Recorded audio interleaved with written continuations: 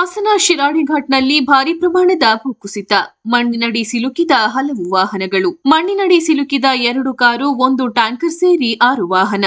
ಸತತ ಮಳೆಯಿಂದ ಸಕಲೇಶಪುರ ತಾಲೂಕಿನ ದೊಡ್ಡಪತ್ಲೆ ಬಳಿ ಭಾರಿ ಪ್ರಮಾಣದ ಭೂಕುಸಿತ. ಕಳೆದ 15 ದಿನಗಳಿಂದ ಕುಸಿಯುತ್ತಿರೋ ಮಣ್ಣಿನ ರಾಶಿ. ಇಂದು ಮತ್ತೆ ಭಾರಿ ಪ್ರಮಾಣದಲ್ಲಿ ಕುಸಿದ ಮಣ್ಣು. ಕಾರಿನಲ್ಲೇ ಸಿಲುಕಿರೋ ಸವಾರರು. ಜೆಸಿಬಿ ಮೂಲಕ ಮಣ್ಣು ತೆರವು ಮಾಡುತ್ತಿರೋ ಸಿಬ್ಬಂದಿ. ಸ್ಥಳದಲ್ಲಿ ಹೆಚ್ಚಿದ ಆತಂಕ. ಮತ್ತಷ್ಟು ಮಣ್ಣು ಕುಸಿದರೆ ದೊಡ್ಡ ಅನಾಹುತವೇ ನಡೆಯೋ ಭೀತಿ. ಸಾಗರೋಪಾದಿಯಲ್ಲಿ ಮಣ್ಣು ತೆರವು ಮಾಡಲು ಪ್ರಯತ್ನ. ಕುಡಿಗೆ ರಸ್ತೆಯನ್ನು ಕಂಪ್ಲೀಟ್ ಬಂದಾಗಿದೆ. ಕಾಡುಮನೆ ರಸ್ತೆಯಲ್ಲೂ ತುಂಬಾ ವೆಹಿಕಲ್ ಇದೆ ಅಂತ ಹೇಳ್ತಿದ್ದಾರೆ. ದಯವಿಟ್ಟು ಸ್ವಲ್ಪ ಅವಾಯ್ಡ್ ಮಾಡಿ.